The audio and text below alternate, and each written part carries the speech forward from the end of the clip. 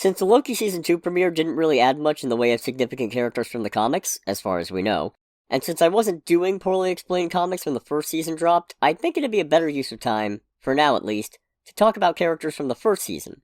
And this week, we're going to focus on a character who was conspicuously absent from the season premiere, Ravonna Renslayer.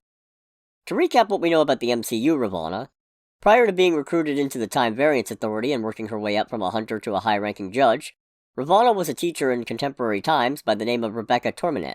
This is not the case with the Ravonna of the comics, who is a princess hailing from 40th century Earth. Nathaniel Richards, formerly known as Ramatut in the Scarlet Centurion, ended up in that time period after hitting a time storm, and managed to take over most of the Earth. This is also when he took the name Kang the Conqueror.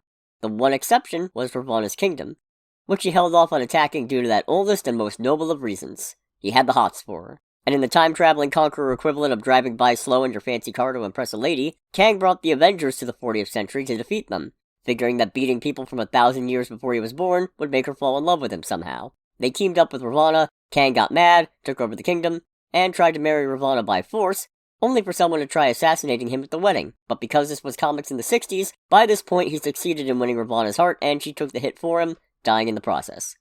Since her stalker-turned-fiancé was a time traveler, naturally she didn't stay dead for long. Some time duplicate shenanigans happened, but ultimately she was revived by the Grand Master. Yes, that one. Unfortunately, Kang had already passed on the chance to resurrect Ravonna for a chance to kill the Avengers, a fact which Ravonna was made aware of, and was not happy about, swearing revenge on Kang. A lot of other things happened, including infiltrating the Council of Cross-Time Kangs, which is exactly what it sounds like, posing as Nebula, for some reason, and manipulating official worst Avenger ever Dr. Druid into retrieving a powerful weapon for her. This backfired. Eventually, after taking on the name Terminatrix and then Revelation, she eventually made up with Kang and went back in time to 1903 to be with him and his Victor Timely guys, assuming the name Rebecca Terminette.